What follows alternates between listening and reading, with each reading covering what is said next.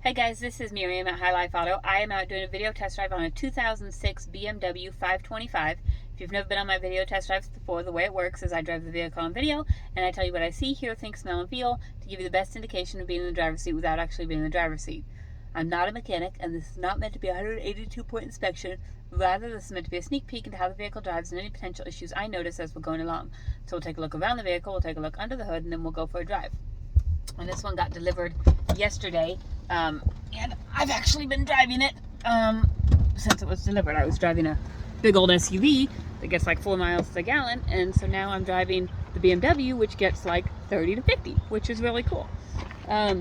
So with the BMW, I still haven't figured out all the buttons and stuff because this is fancy as, I don't even know. But I'll tell you what I know, and we'll go for a drive, and we'll do this. All right, it's a really pretty car, very little issues, body damage, anything like that. These front tires are probably 60%. I really don't see any rust. There is a tiny little crease right here. The back tires are probably around 40% would be my guess. It's got the smoked out tail lights. Apparently it's the limited edition, which I don't really know what that means, but it's a cool one anyways. Again, on this side, really no rust or body damage to speak of. We'll take a look inside. I probably actually have to open the other side. Yeah, it's locked. Okay. Up here on the front, it's a really good looking car. And Matt said that he thought the heads had been done on this because he said he saw something that looked like the heads had been done. So here's the motor. I don't know if this is what he's talking about, with this head gasket sticking out. You can always ask Matt what he's talking about, but he said that he thought the heads had been done. So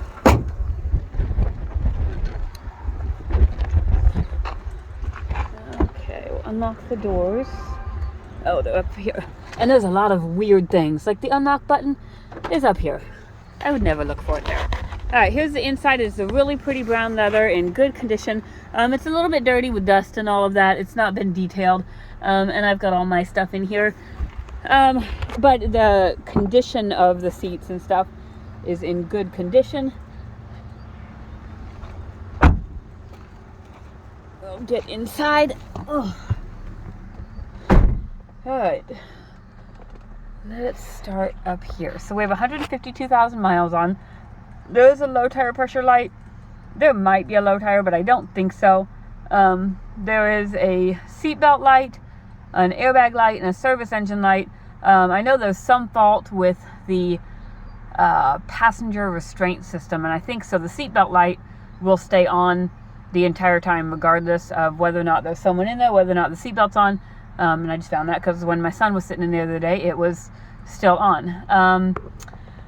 Let's see, I don't think there's anything else up there. Up here is the radio, which and then down here is all the controls for this. It took me probably a good half an hour to find out how to access this radio.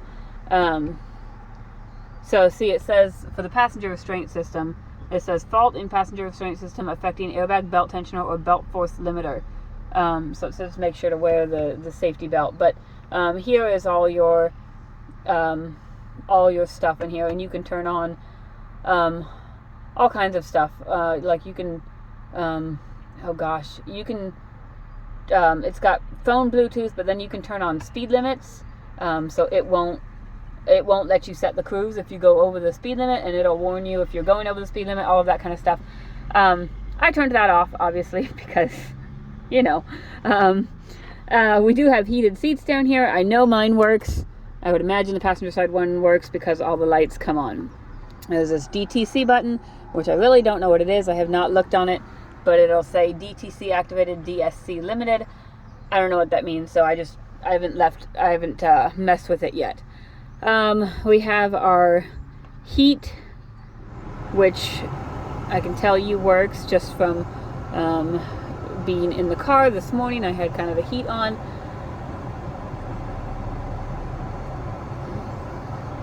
Yeah, so the heat works, and then we're going to turn on the AC, which I have not had on yet. We'll see how that goes while we do windows. Passenger side window works. Rear passenger side window works. Rear driver's side window works. And the driver's side window works. We've got a sunroof.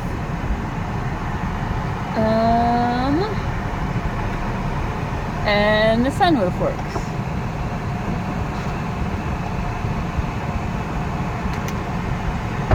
Okay, so there's all that. I would say the air conditioning probably works. It's blowing out fairly cold, so I'm going to turn that off. Let's see. I know there's a lot of buttons on this thing, and I know I kind of wanted to hit on them because I will probably forget where they're at, and when you ask me, I won't know. For the record, you do have to push on the brake to start the car. If you just use the key without pushing on the brake, it won't start anything. I suppose that's a safety feature. Over here is your cruise control. It took me, I had to look that up and find out how that worked. I think this button here is all of your, see, it says we're in 11/5/2016, which is not true, but the clock is not set. Let's see, just this morning I was getting 28.6 miles to a gallon. All right, 113 miles to empty, so I don't think there's really anything else on there. We will go take it for a drive. I'm going to put my seatbelt on, although it won't make my seatbelt light go off. So here is your, this is your airbag codes. And they're all history codes, so they're not current codes.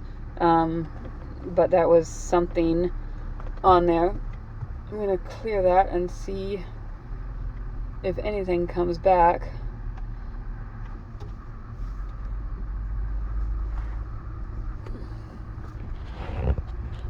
It was Jonathan. Say hi, Jonathan. He's going to come help me do video test drives today. So I'm going to introduce you to Jonathan and all his coolness.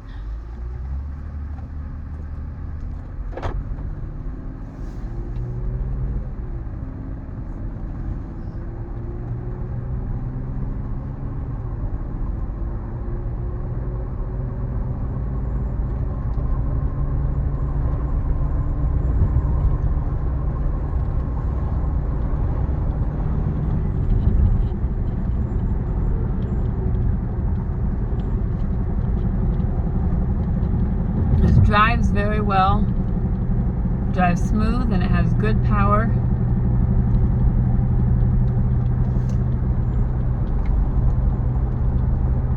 I don't hear any suspension noise.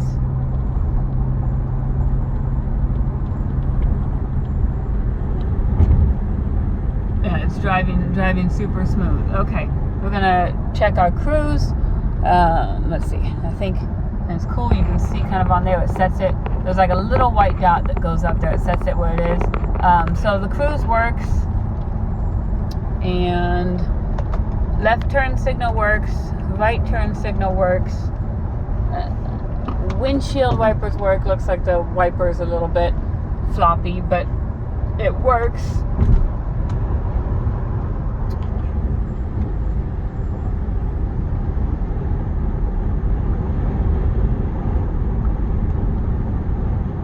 Driving smooth. I've got an incoming call. Let's see. How do I reject that? Reject. Okay. So yeah, you can hook up your phone to the car. Brakes are good and solid. No grinding or vibration. I'm gonna check out the codes right here. Okay, so these are the check engine codes. Oxygen sensor, heater, after catalytic converter activation, BSD data bus communication fault. I think my screen went dark. DME control unit internal. I don't know what those are, but these. So this one is a history code. The DME electric fan activation, that's a current one. But then these two are history codes. So I don't know what they are, but you're welcome to look those up. I'm going to clear those and just see what comes back.